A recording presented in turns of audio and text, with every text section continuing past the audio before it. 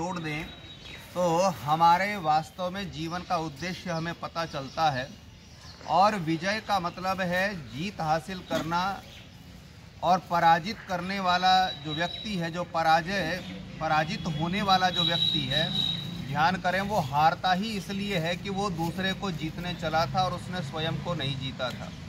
भगवान राम रावण को जीतने से पहले अपने आप को अनेकों बार जीत चुके थे। और कहाँ जीता जी उन्होंने? जब उन्हें पिता की आज्ञा प्राप्त हुई वन गमन के लिए, चाहते तो अपने पिता को औरंगजेब की तरह जेल में डाल करके गद्दी पे आराम से बैठ सकते थे, अपने भाइयों को भी जेल में डाल सकते थे और भाई की माँ को भी जेल में डाल सकते थे। लेकिन इतिहास गवाह है कि राम ने रावण को हराने से पहले, रावण को पराजित करने से पहले अपने भीतर के घमंड को, अहंकार को, अविद्या को, अंधकार को बहुत दूर से और बहुत पहले ही नष्ट कर दिया था। इसलिए जो लोग कहते हैं कि राम और रावण में राम भगवान थे, तो वेद का आदेश है कि राम जैसे जो महापुरुष होते हैं, वो धर्म के जो 10 लक्षण हैं उनका पालन करते हुए जितेंद्रिय बन जाते हैं। जितेंद्रिय वह व्यक्ति होता है जिसने अपनी इंद्रियों को जीत लिया। भगवान राम का अपनी 5 ज्ञानेंद्रियों और 5 कर्मेंद्रियों पर पूरा अधिकार था, और इसी कारण से रावण को तो बहुत बाद में हराया। रावण को भी जिसने धूल चटा दी थी, ऐसे बाली को भगवान राम ने पराजित कर डाला था, मार डाला था। तो कुल मिलाकर के हम ये देखते हैं कि विजयदशमी का पर्व आज तो गौण हो गया है दशहरे के अर्थ में, लेकिन वास्तव में आर्यों के लिए इसका बहुत बड़ा संदेश है। ध्यान करें, आज के बाद से जिसको हम विजयदशमी का पर्व कह रहे हैं, जिसने अपनी इंद्रिय के एक एक दोष को दूर नहीं किया है, और इस विजयदशमी के पर्व का अगर आप समापन देखेंगे तो शरद पूर्णिमा के रूप में होगा। और इस शरद पूर्णिमा का विशेष लाभ ये है, माताएं इस बात को बहुत अच्छे से जानती, और पुराने लोग जो आज हम वृद्ध कह सकते हैं उन्हें पता है कि शरद पूर्णिमा पे खीर बना करके आकाश के नीचे रखी जाती थी चांदी के पात्र में, और वह रोशनी जब चंद्रमा की उस पर पड़ती थी तो वह खीर जो थी वह औषधि युक्त हो जाती थी, और उस औषधि युक्त खीर को परिवार के समस्त सदस्यों को खिलाया जाता था। आपको बेहद आश्चर्य होगा, ये जो शरद ऋतु है, इस शरद ऋतु में आपके और हमारे शरीर में पित्त की वृद्धि होती है, इस कारण से हमें भूख अधिक लगती है।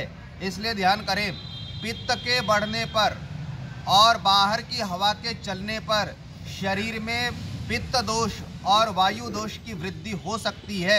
इसलिए आयुर्वेद का विधान है कि आज के बाद अपने खाने में, भोजन में घी की मात्रा को बढ़ा दें।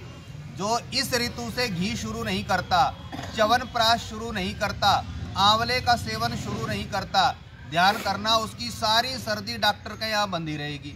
कभी नाक लेके, कभी पेट लेके, कभी कान लेके बैठे रहो डॉक्टर के पास, क्योंकि वेद की बात तो हम मानते नहीं, हम तो मानते हैं सियाणों की बात। तो जो सियाणों की मानता है उसका हिसाब किताब भी सियाणों के पास ही रहता है।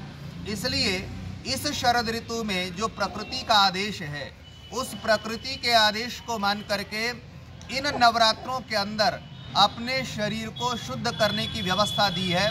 पंचकर्म आदि के माध्यम से, प्राकृतिक चिकित्सा के माध्यम से शरीर को शुद्ध कर लेवें, और अब जब पित्त की वृद्धि होवे तो अपने घर में संचित घी को, उस घी का सेवन करना प्रारंभ कर देवे।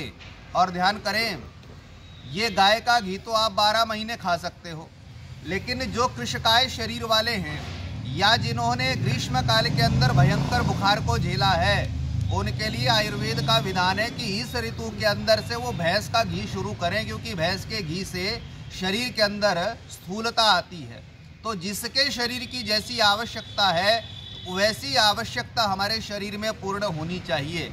लेकिन इस देश का, इस संस्कृति का एक बहुत बड़ा हमारे ऊपर उपकार है कि हमारे घर की जो गृहिणी होती थी, जिसको हम माता कहते, तब तो मम्मी हो गई, खुद भी मरी पड़ी, उसकी भी दवाई डॉक्टर के यहाँ चल रही है, और पूरे कुणबे की दवाई बाहर बंधवा रखी है। ध्यान करें, पहले जो ये माता होती थी, इस ऋतु परिवर्तन को जानती हुई, जो भी ऋतु अनुकूल सामग्री होती थी उसी को ही रसोई में बनाती थी।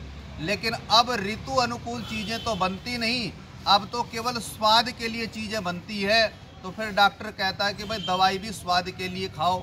इसलिए आयुर्वेद का सिद्धांत मैंने आपके सामने रखने का प्रयास किया है। और अब जितनी भी आपकी शरद ऋतु आपको पूर्णिमा आपको पड़ेंगी हमारे कैलेंडर के हिसाब से, कैलेंडर शब्द तो इंग्लिश का है, संस्कृत में यह शब्द है कालेंद्र। कालेंद्र का मतलब है जो काल का इंद्र हो, माने काल को बताने वाला हो। पंचांग हम सबके घर में होना चाहिए। हर पूर्णिमा पे खीर बनावें और उस पूर्णिमा की खीर को चंद्रमा की रोशनी में रखें चांदी के बर्तन में और उसका सेवन करें। ध्यान करें, अगर हम ये पूर्णिमा पे चांदी के बर्तन में रखी हुई खीर का सेवन करते हैं तो पित्त दोष हमें बाधित नहीं करेगा। और ये पित्त दोष जिन जिन का बिगड़ा रहता है, ध्यान करें, वही आगे यूरिक एसिड में तब्दील होता है। यूरिक एसिड में तब्दील होने के बाद आपने तब भी ध्यान नहीं दिया तो हाथों में जख्म करता है और उसके बाद ही अल्सर बना देता है। इतनी सारी चीज़ें एक केवल दिनचर्या का पालन करने से जुड़ी हुई है। तो भाई जिन्होंने नवरात्रों में देवियों की तो पूजा कर ली, लेकिन जिन देवियों का वर्णन है आयुर्वेद की औषधियों का, जैसे हरड़ है, जैसे दूब है, जैसे शतावरी है, अगर हम उनके बारे में नहीं जानते हैं तो फिर आजकल की देवियां तो आपको पता ही है, सारी की सारी नशे के चक्कर में, जिनके पीछे ईडी पड़ा हुआ है, जिनके पीछे अन्य ड्रग्स एजेंसियां पड़ी हुई है, वैसे ही हमारे घर की हालत होने वाली है। इसलिए आयुर्वेद सम्मत इस पर्व को बहुत अच्छे से समझें और इतिहास का संकेत करके इस बात को समाप्त करता हूँ। वर्षा ऋतु की समाप्ति के बाद में जैसे ही शरद ऋतु का या शीतकाल का आगमन होता है, भारत के बड़े बड़े आक्रांताओं का दौर पढ़ लेना, वो इसी काल में भारत की सरहदों को पार करके इस देश पे आक्रमण करने के लिए आते थे। इसलिए हमारे यहाँ इस विजयदशमी के पर्व का उद्देश्य ये होता था कि हर क्षत्रिय व्यक्ति अपने हथियार को तैयार रखे और हथियार अगर उसके पास रहेगा तो आने वाले आक्रांताओं से अपने और अपने परिवार को बचा सकता है।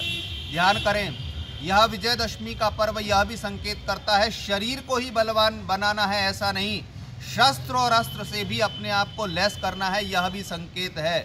लेकिन दुर्भाग्य है इस देश का, इस देश में पर्वों को भी इन लोगों ने अंधविश्वास के तौर पे मनाना शुरू कर दिया।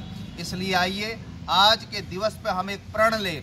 एक तो अपने शरीर को ठीक रखना है, वात पित्त कफ को आयुर्वेद की दृष्टि से संतुलित रखना है, और दूसरा अपने घर में शस्त्र और शास्त्र की प्रेरणा सम्मत साहित्य, शस्त्र और शास्त्र की प्रेरणा सम्मत चर्चा जरूर करनी है, जिससे हमारा घर परिवार नगर द्वार यह सारा सुरक्षित हो सके।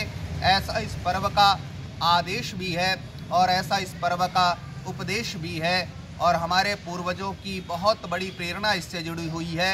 यह कृषि का पर्व है और कृषि के साथ साथ यह क्षत्रियों का पर्व है और यह उस रोगी को सावधान करने वाला पर्व है जो अंट संट खाता रहता है और एलोपैथी की दवाइयों पर अपने जीवन को मान करके चल रहा है। अगर आयुर्वेद का ज्ञान दर्शन उसे पता है तो ये समय बहुत अच्छी तरह से अपनी लाइफ इन्वेस्टमेंट का है।